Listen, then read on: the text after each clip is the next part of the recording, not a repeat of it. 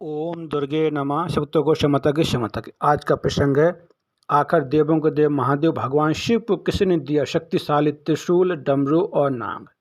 बहुत ही सुंदर अद्भुत प्रसंग है, कथा को सुनते रहें। भगवान शिव को कैसे प्राप्त हुए हैं डमरू, त्रिशूल और नाग।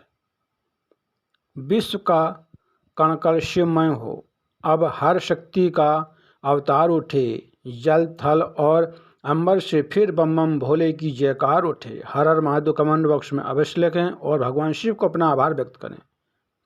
देवों के देव महादेव भगवान शिव, जिनसे इस ब्रह्मांड की उत्पत्ति हुई है और इस ब्रह्मांड का अंत उन्हीं से हुआ है। एक सवाल आपके मन में कभी ना कभी तो जरूर उठता होगा कि भगवान शिव को त्रिशूल, डमरू और नाग कैसे प्राप्त हुए हैं। इस कथा से जानते हैं कि भगवान शिव को त्रिशूल, डमरू और नाग कहाँ से प्राप्त हुए हैं। भगवान शिव जी सर्वश्रेष्ठ अस्त्र के ज्ञाता हैं। पौराणिक कथा से, शिव पुराण से एक कथा कही गई है कि भगवान शिव ने धनुष और त्रिशूल के स्वयं निर्माण करता है। स्वयं भगवान शिव जी हैं। सबसे पहले भगवान शिव जी ने धनुष का निर्माण किया था और सबसे पहले धनुष का प्रयोग भी किया था। लेकिन शिव जी के पास त्रिशूल कहाँ से आया। शिव पुराण में इसके बारे में विस्तार से बताया गया है कि जब सृष्टि के प्रारंभ में ब्रह्मांड से शिव जी प्रकट हुए थे तो उनके साथ 3 गुण प्रकट हुए थे। रज, तम और सत 3 गुणों के साथ प्रकट हुए थे। यही 3 गुण शिव जी के 3 शूल अर्थात त्रिशूल बने। इन तीनों गुणों के बगैर सृष्टि का सृजन करना असंभव था। इनके बगैर सृष्टि नहीं हो सकती थी। तभी भगवान शिव जी ने इन 3 गुणों को अपने हाथों में एक शूल में बांध कर रखा, जो तीनों मिलकर त्रिशूल बने। अब जानते हैं कि भगवान शिव जी के हाथों में डमरू कैसे आया है। भगवान शिव जी के हाथों में डमरू आने की बहुत ही सुंदर, अद्भुत, रोमांचकारी कथा है। कहा जाता है कि सृष्टि के प्रारंभ में जब सरस्वती देवी प्रकट हुई थीं, तब सरस्वती देवी ने अपनी वीणा से सृष्टि में ध्वनि की थी।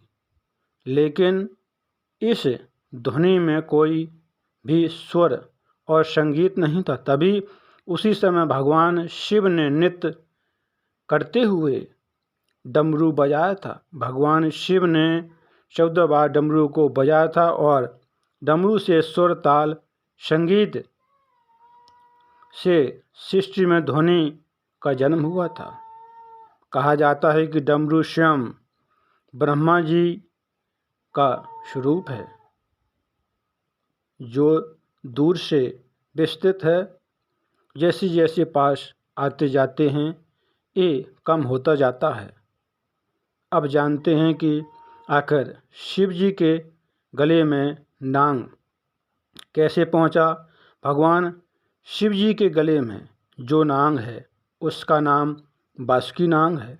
शिव स्तोत्र में कहा जाता है कि ये नाग नागों के राजा हैं और पूरे नाग लोक में इन्हीं का, बासुकी नाग का शासन चलता है। समन मंथन में बासुकी नाग का उपयोग करके मंथन को मथा गया था। कहते हैं कि बासुकी नाग भगवान शंकर के परम भक्त थे और बासुकी नाग की तपस्या से भगवान शंकर प्रसन्न हो गए थे और भगवान शंकर ने प्रसन्न होकर वरदान दिया था। बासुकी नाग को नागलोक का राजा बना दिया था और भगवान शंकर ने बासुकी नाग को आभूषण के तौर पर गले में धारण कर लिया था। भगवान शंकर ने बासुकी नाग को अपने में गले में धारण कर लिया। त्रिपुर दैत्य का वध और अर्जुन का मान भंग करने के लिए शिव जी ने अपनी धनुष विद्या का प्रदर्शन किया था, जबकि त्रिशूल का प्रयोग शिव जी ने कई बार किया था। भगवान शिव ने त्रिशूल से शंखचूर्ण का वध किया था और त्रिशूल से ही गणेश जी का सिर काटा था। और 12 अवतार में मोह के जाल में फंसे भगवान विष्णु का मोह भंग करके भगवान विष्णु को वैकुंठ जाने के लिए विवश कर दिया था। भगवान शंकर का एक स्वरूप वैरागी का है तो दूसरा भोगी का है, जो नित्य करता है, परिवार के साथ जीता है। भगवान शिव जी का त्रिशूल तीनों कालों को दर्शाता है। यह भूत, वर्तमान और भविष्य का सांकेतिक भाव है। शिव जी के हाथों में त्रिशूल यह संदेश देता है कि भगवान शिव जी के अधीन ही तीनों समय के काल हैं।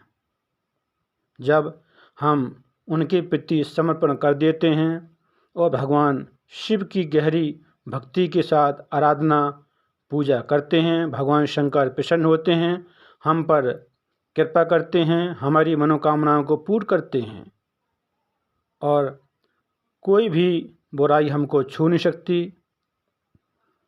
कथा बहुत ही सुंदर अद्भुत थी। इस प्रकार भगवान शिव को नाग, डमरू और त्रिशूल प्राप्त हुआ था। कथा को सुनते रहें, काम करते रहें, मैया का नाम जपते रहें, सुक्तों को